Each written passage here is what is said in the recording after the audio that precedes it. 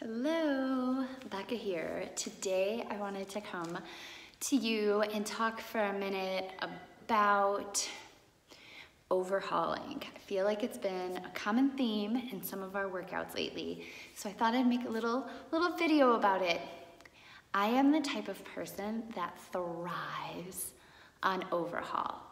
When I first lost all my weight, I went from eating once or twice a day in a restaurant to eating every 3 hours and only eating things I had cooked or bought like from the grocery store that I could eat without even preparing, like lunch meat, cottage cheese, salad, those types of things. And from not working at all to 5 days of lifting for about an hour and 6 days of cardio on an elliptical for about 45 minutes. So I only took 1 day totally off, and then 5 days a week it was an hour and 45 minutes, and the 6th day it was just 45 minutes of exercise, coming from no workout out. I went from not really watching my water to drinking all my water. I overhauled everything. I went from working at a bar where people would buy me shots and I would have a drink to not drinking alcohol at all. I do good in the short term that way. I was like, 12 weeks, I'm gonna give this all I can, and after 12 weeks, I'll adjust, I'll see where my moderation is. I lost 33 pounds in the first 11 weeks. It took me another 9 months to lose the next 7 pounds. Because I would skip a day and exercise, because I would eat out, because I relaxed a little bit on those things that I had set, because I couldn't live like that forever, but I did really well. I was just talking today about all the things that I have changed this year. I'm back to running a lot, I'm doing lots of dancing, I'm seeing the chiropractor for different things, I'm drinking like essential oils in my water, I'm doing all these things all at once. The hard part is you never know what's working and what's not. But for me, I like to get closer to my goal faster and then be like, okay, what's an everyday for the rest of my life kind of thing look like? But some people, they get so caught up in the perfection of it. They won't write a meal plan because they don't have the perfect meal plan. They don't commit to exercise because they don't know what exercise they should do. Just make a small change. Just make the next change.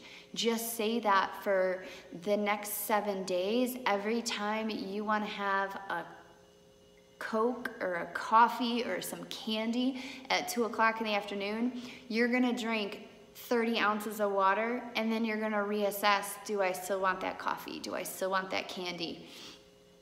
Say that every day on my lunch hour, I'm gonna go for a walk around my building, whether my building is my house, my building is a city block wide building, just go for a walk at lunch. Just make one small change. I'm gonna eat a vegetable once a day. You eat vegetables once a day? Great, I'm gonna eat a vegetable twice a day. You're already there? Awesome. Every time I eat, it's gonna include a vegetable. I want a snack, I can't grab that Snickers because first I need to eat a piece of celery. And let me tell you, I'm not following up my celery with a Hershey's Kiss. Maybe some people are. But it gives you that moment to pause and think about it and to be conscious of it. And we get so fixated on this perfect. You eat McDonald's drive-thru for breakfast 5 days a week. Okay, I challenge you next week to only do it twice. Not to do it not at all, just only do it twice. That means 3 days you have to eat breakfast at home. That means this weekend you need to go to the grocery store, you need to figure out what you're gonna have for breakfast those 3 days, and you probably need it ready in the fridge to go because you're not gonna cook it in the morning. I'm so about convenience. We've made Mondays as our Instant Pot day at a minimum. Because we're just not all home to eat dinner at the same time.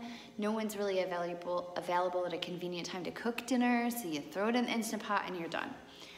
we eat one thing for breakfast every day until it's gone. Usually it's like a casserole. So we can get, between Mike and I, 3 or 4 days of breakfast before we need to make another breakfast. Every now and then we change things up and throw something fun in there, and that's fun and that's good, but it helps to have some routine. Whatever we have for dinner every night, we have leftovers the next day for lunch, unless it's fish. If it's fish, oftentimes we just make enough, and then we have leftovers of something else. We typically make dinner only 5 or 6 nights a week, and we eat leftovers for lunch, and we eat leftovers those other nights during the week too. And it works well for us. It's small changes. It's not big elaborate things every night. Like sometimes it's just chicken breast and broccoli. Like that's all it has to be. If you eat that too much though, you get kind of bored of it. If you want to start eating more vegetables, salad is such an easy way. Find the type of lettuce do you like. Do you like romaine? Do you like butter lettuce? Do you like iceberg? Do you like spinach? Pick the lettuce that you like.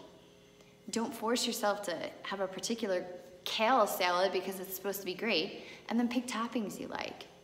You want to throw some cheese in there? Well, unless you need to be dairy-free, go for it. You need a little crunch? Try some sunflower seeds, some pumpkin seeds, try some chia seeds, and just see what other vegetables you like in it. Do you like onions? Do you like peppers?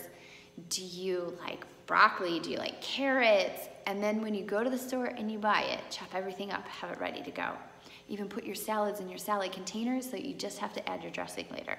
Pinterest has some really cute mason jar salads. They don't have to be really cute mason jar salads. They can just be tossed together. But just find a small step. Does it help to carry a big gallon jug of water around? Do you need a fun straw to drink your water out of? I actually had a water bottle for a while. It had these little rubber bands on it, and you moved a rubber band up a line every time there was like one more line than rubber band. You moved a rubber band up one line every time you drank so that you knew how many water bottles you had drank and how many you had left. And it was just a great fun way to see like how much water have I really drank today.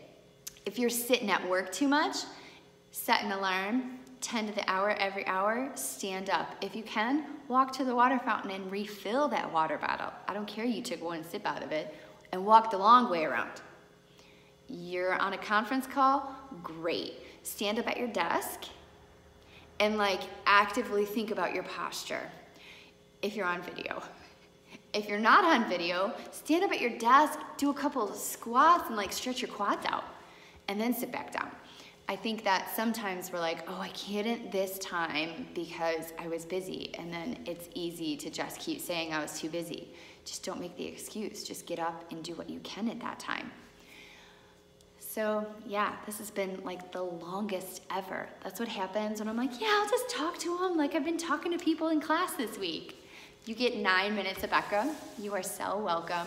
I would love to know what little small change you are gonna make today, this week, next month.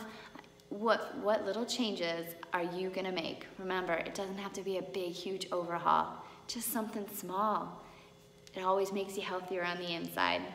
I can't wait to hear from you. Have a great day.